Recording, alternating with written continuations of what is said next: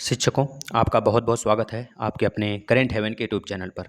साथियों, अगर इससे पहले हम पूरी बातें अपनी शुरू करें, अगर आपने इस चैनल को सब्सक्राइब नहीं किया है तो ऐसे ही अपडेट पाने के लिए और सारे UP TET, C TET, super TET की क्लासेस पाने के लिए, फ्री पाने के लिए आप चैनल को सब्सक्राइब कर लेंगे। साथियों, आज अगर अगर बात करें, अगर आप यूपी के शिक्षक भर्ती परीक्षा का वेट कर रहे हैं तो आज का यह न्यूज़पेपर, जो आर्टिकल यह न्यूज़पेपर में प्रकाशित हुआ है, आपने ज़रूर देखा होगा कि यूपी में 80,000 शिक्षक सरप्लस, और इस वजह से बच्चों में बहुत ज़्यादा, अभ्यर्थियों में बहुत ज़्यादा निराशाजनक देखा गया है, निरासकता देखी गई है और बच्चे बहुत ज़्यादा निराश हो चुके हैं। और बहुत सारे लोगों ने इसका बढ़ा चढ़ाकर भी बातें कह रहे हैं कहीं कहीं, लेकिन हम इसके बारे में सब कुछ खुलासा करेंगे, बस आप देखते जाइए। लेकिन आइए, ये सारी बातें हम लोग बिल्कुल एक ऑथेंटिक तरीके से, इसका मतलब क्या है, सब कुछ जानेंगे।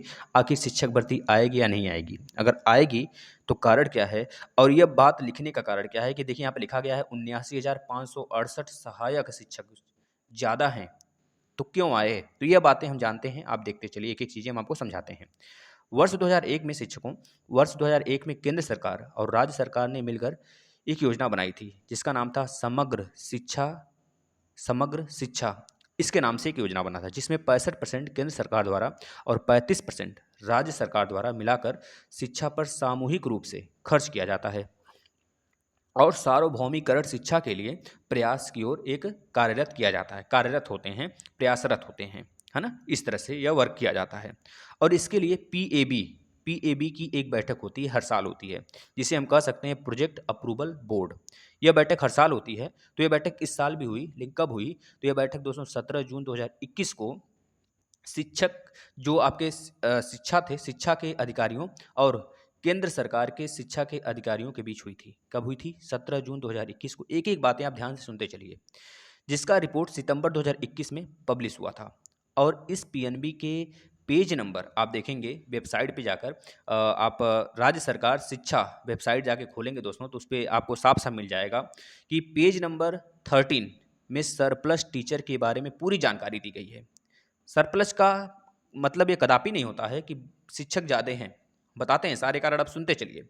इसमें 80,000, लगभग 80,000 टीचर के सरप्लस की बात तो कही गई है जो बैठक हुई थी, लेकिन इसमें एक शब्द और लिखा था, उसका नाम था दोस्तों रेशनलाइजेशन। क्या नाम था? रेशनलाइजेशन वर्ड एक लिखा है, जिसका पूरा मामला इसी जगह पूरा अटक जाता है। अब ध्यान सुनिए, इसका मतलब पूरा मामला क्या है, रेशनलाइजेशन का मतलब क्या होता है। अब यहाँ हम समझते हैं पहली बातें कि यूपी के शहरी, पहली बात हम पूरी डिटेल में देखेंगे दोस्तों, बस साथ बने रहिए।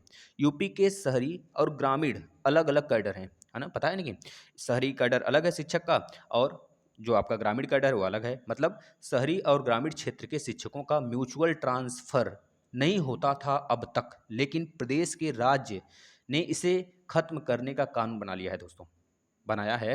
मतलब ग्रामीण क्षेत्र के जो शिक्षक होंगे वह शहरी क्षेत्र के शिक्षकों से ट्रांसफर हो सकता है। पहले ऐसा नहीं होता था, लेकिन अब होगा, अब हो सकता है। ऐसा नहीं होता था पहले।